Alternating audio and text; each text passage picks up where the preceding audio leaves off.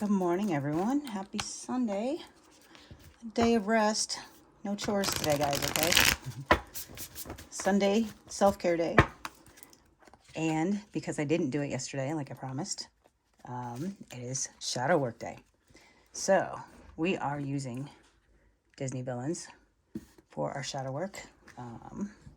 And for these readings, I do actually read out of the book. I can interpret and read cards, but I feel like these readings definitely pertain to me more so than the dailies, in a way that I feel like I don't want to put too much of my personal stuff on it. So, because I think shadow work is the absolute most important thing that we can do to raise our vibration and to get into the headspace of being in a world of unity as opposed to duality. So I take this stuff very seriously. I do shadow work all the time. I know you've heard other readers say this, and I hate to use it as the example, but there's no better way to say it is peeling layers of an onion, right? So when we're ready to see the next level, then we see the next double, and it is what it is. So I'm just going to ask that Spirit let us know what is it that we should be focusing on. A lot of our shadow. Ooh, okay, Tower. Yeah, this has been wild in the tarot community that I watch this week. I haven't actually pulled any Tower cards for us until today. And if you notice, this is like Rapunzel's Tower, right?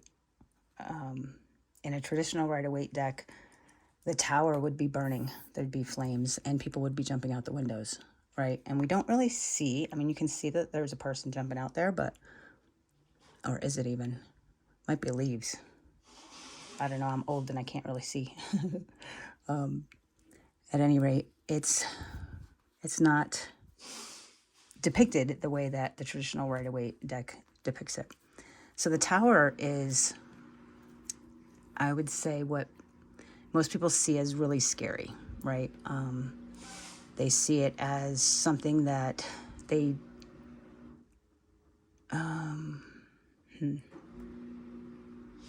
something that turns their world upside down, right? It could be like the end of a marriage, or whatever, the end of a friendship, or moving to a different place, or something, something upending, some upheaval of some sort. What I think we forget is that if we are on the right path and we are letting go of those things that no longer serve us, and we are embracing the things that we need to embrace, then the universe doesn't have to present us with a tower. We'll walk out the front door down here on our own. It's when we refuse to come down the stairs and refuse to walk out the door that Spirit ends up torching the whole thing so that you have to jump out the window, right? So if you knew it was coming and you were able to avoid it, then it doesn't feel as painful. It's still going to hurt, but it's not as painful because you're not blindsided by it, right? You're able to prepare for it. You're able to do it in your own time, in your own way, and you at least have the comfort of knowing it was your choice to do. It wasn't done to you, right? I'm going to read from the book from Mr. Disney Villains to see what they have to say about the tower, but I suspect it's going to be somewhat similar. And I think the message being is that towers are going to happen over and over again as we complete cycles, because that is the point, right? We are different people, so we want different things. We have different people in our lives. We're just different. So if we don't change our environment as we change, then we stay stagnant, and the growth that we've done and the work that we've done is for nothing, right? So this says, Mother Gothel keeps Rapunzel locked in a tall tower under false pretenses, telling Rapunzel it's for her own good. The Tower Tarot card represents the sudden dramatic destruction of such illusions and facades. So I didn't think about that either. So in our life, we've all been given information that we have decided to take as our truth, or at least borrow it as our truth. The most common popular example is, like money doesn't grow on trees. Until I can scientifically prove otherwise, I choose not to believe that anymore. And it's literally our choice to believe those things. Those are the illusions and the facades that the tower brings down, right? And it really humanizes the people that we have basically sainted in our lives, right? These people that we put on pedestals, that we've taken their word for absolute truth, and suddenly we realize that they're just broken humans like the rest of us, and it can be an upheaval of sorts, at any rate. When the tower comes in the upright, get ready for a big shift in your life, because this card heralds collapse. Though you may feel blindsided by a new revelation that leaves you questioning the very foundation of what you thought to be true, rest assured this is ultimately for the best. This moment will free you from your tower. Embrace the chaos and you will come out unscathed. So I think it's similar to what I was saying, right? I was saying that you let things go that no longer serve you. If you do those things voluntarily, then the universe doesn't have to rip them away from you. In this case, in this deck, they're speaking about limiting beliefs, which is actually kind of interesting this week, because I think the energy of the collective is more so of a question everything. I mean, I must have said it 15 times to my son last night, just question everything. And when you think about it, be that 2-year-old that asks why until the answer is because I said so, right?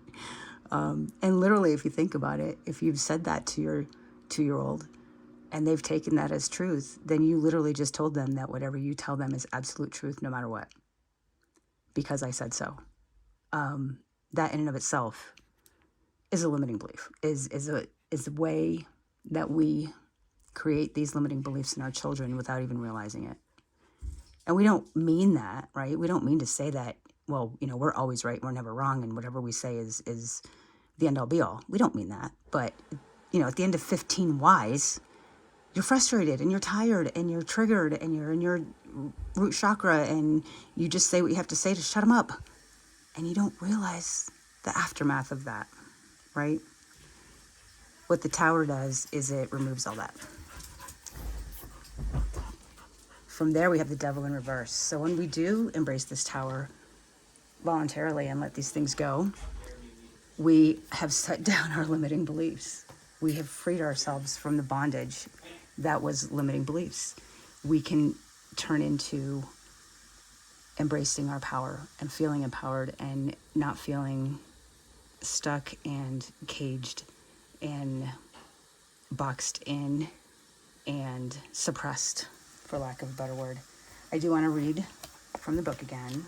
I know, you guys, I'm sorry, but actually, no, I'm not sorry, because I think this is important that we get their rendition of it, right? So this is the devil reversed, indicates you're freeing yourself from a situation or a behavior pattern that's holding you back. The chaos is over. The Chermabog is being sealed back in the mountain for good this time. Can the cards of old attachments that they're no longer good for you. Cut the cords of old attachments that are no longer good for you, and dig deep into the future of holding hopeful and unencumbered. It's natural to be apprehensive about letting go of what's familiar, but the devil, when reversed, is a positive sign that you're doing the right thing. So we've had the devil all week, guys, in the upright, and today we get it in the reverse. So, that's pretty badass, if you ask me. I think I almost want to stop there and just say, let's just keep working on that. Let's just keep questioning everything and removing those layers of the onion of the limiting beliefs that we've been taught, that we've agreed to take on as truth, and lift the veil of illusion of all of that and free ourselves from that bondage. If you can do that a little bit every day, then yeah, that's a good thing. Then we get the Two of Cups in reverse. So Two of Cups in the upright is partnerships, right? Guys, shadow work is something you do alone. I'm sorry. This is not a group effort. This is not a collective teamwork situation. Not everybody's going to get to the same place at the same time. We're not all going to be ahead or behind for very long. You might be ahead of me, and then I'm ahead of you, and then you're ahead of me. And it is a Fibonacci sequence of events that happen in a spiral, and you just never know who's going to be ahead or behind you in different avenues in different areas. So this is not a partnership. This is work that we have to do on our own for ourselves. We can trace the source back to who maybe planted those ideas in our heads that we took on as truth. But ultimately, at some point, we have to take responsibility to change it ourselves, right? We're adults, guys. I mean, I could sit here and say, well, my mother this and my father that and blah, blah, blah, blah, blah. But at the end of the day, they may have created it, but it's up to me to change it. I'm an adult. There's no reason I need to be running around placing blame at my age. So the Two of Cups in reverse is, it's the three. No, it is the Two of Cups that I'm looking at, but I was trying to read the Three of Cups. Interesting. Two of Cups reversed. Have things been feeling a little off between you and someone important in your life? How do you really feel about this relationship now? Are you getting what you need out of it? Are they? If they can't find harmony, it might be time to part ways. Well, we've been doing that all week, right? Letting go of things that no longer serve us, relationships that no longer serve us. It's gut-wrenching work. It is not an easy thing to walk away from something that you thought was potentially a forever situation, simply because you've outgrown it. And your partner or whomever it was or whatever it was you left behind didn't grow with you. Again, we do this on our own. We can avoid the Tower. And our last card is the Ten of Wands in the reverse. Ten of Wands in reverse. I'm not even going to try to read it, guys. Sorry. Reverse the Ten of Wands suggests you may be letting a new role go to your head. You're achieving your goals, and that's great. But there's more to being a good leader than basking in your power and glory all day. Put some thought into how you can use your success to create positive changes that will benefit everyone, not just you. Okay, so as we give ourselves this attaboy pat on the back for all of the work that we're doing, we need to remember that this work is personal. It's not a team effort. It is upending. It is gut-wrenching. It is difficult work. It is incredibly scary to allow ourselves to be that vulnerable. And we need to be mindful of the people that we are working with, if you're a healer, or your children, if you're a parent, or whomever is around you that you care to share any of your insight and knowledge with. Remember that they are not necessarily at your level. And I don't mean that to say that you're better or worse. It's just a different level. And you've done more work in some ways, and they've done more work in some ways. And a healthy mutual respect for where each other is at, and holding space to let them do that work themselves, because you can't do this work for anybody else. And just being supportive and giving unconditional love and allowing those changes to happen without judgment has been very difficult for me to do personally. But I will say that there are those moments when I actually am really good at doing that, and they are fulfilling. And we all need to remember that this is not just a walk in the park. guys. This is literally a walk through hell. So think about who you're walking through hell with and give them the space to do what they need to do to prepare to walk through hell with you. All right, guys, I'm going to leave that there. I am going to pull this High Vibe. I got this new deck from Amazon. It's pretty cool. I like it. It's called High Vibe. So what it is it's going to give us an exercise to do that will raise our vibration. So you do all this shadow work and it's gut-wrenching work, and you're, you know, peeling all the layers of the onion and revealing all of your things that you can and want to fix. You got to remember that you're human. We pulled gratitude. So homework tonight, guys. Write a list of 10 things that you're grateful for and feel the gratitude. Hold that feeling in your body and then start to notice more things to be grateful for. Make it a daily practice. Gratitude attracts more to be grateful for. After that, I love it. Oh my gosh, I think, yeah, it's funny. This is pretty much the whole collective, right, is worried about money. Money. Think of money as a resource, like air you breathe in and you breathe out. There's always enough air. Most people never feel as if they have enough money. There's always a feeling of lack around the word. So change the word. Try calling money by a different name. Oh, this is interesting. I'm going to try this, guys. This is cool.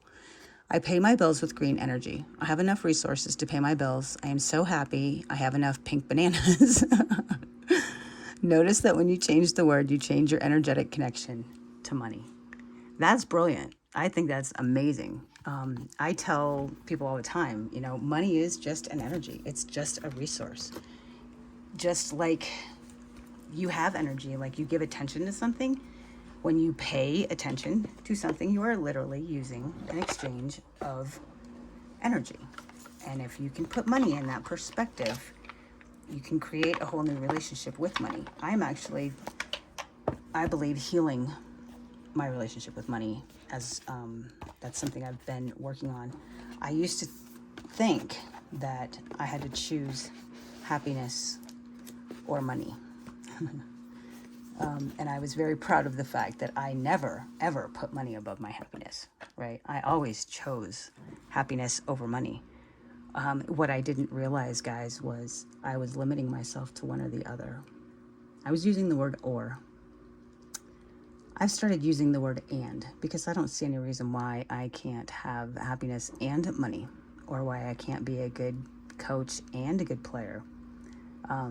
All of these things that I thought I had to be one or the other, I've decided I'm going to be both. So I like this homework. So we're going to write, you know, the 10 things that we're grateful for, and bask in that energy. And then we are going to consider money to be nothing more than a green resource, like a pink banana. And we're going to pay our bills with green energy. So let's practice all using that, or at least some different word that we can change the vibration of our energy when thinking about our bills and our green resources, and see if that helps everybody. All right, guys, I'm going to leave it there. Some big shadow work happening in the collective, avoiding towers and peeling back limiting beliefs and letting go of things that no longer serve us. Not only are we having to heal ourselves, but now we have to figure out who that self is. Like I said yesterday, guys, who were you before the world told you who you had to be? Think about that.